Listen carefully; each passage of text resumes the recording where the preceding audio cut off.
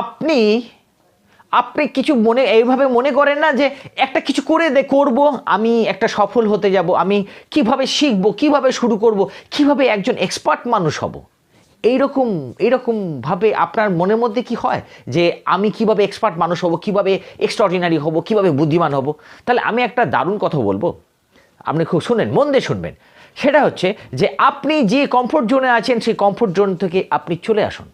Comfort জোনে থাকলে হবে না, সবসময় নিজেকে না একটা রিস্কের মধ্যে রাখুন। কোনো একটা কাজ আপনি এটা পারবেন না ভাবছেন, সেটাকে আপনি ওটাই করব, ওটা হয়তো দেখা গেল, আমি জাস্ট একটা এক্সাম্পল দিচ্ছি, যে এখান থেকে ধরুন ট্রেনটা হচ্ছে 10টা 10-এ ট্রেন, আপনি এখান থেকে 10টা 5-এ বেরোলেন, 5 মিনিটে পৌঁছানো অসম্ভব, কিন্তু আপনি ছুটে তাকে ধরবেন, এটাই চ্যালেঞ্জ করে নিয়ে আপনি ছুটে দেখুন।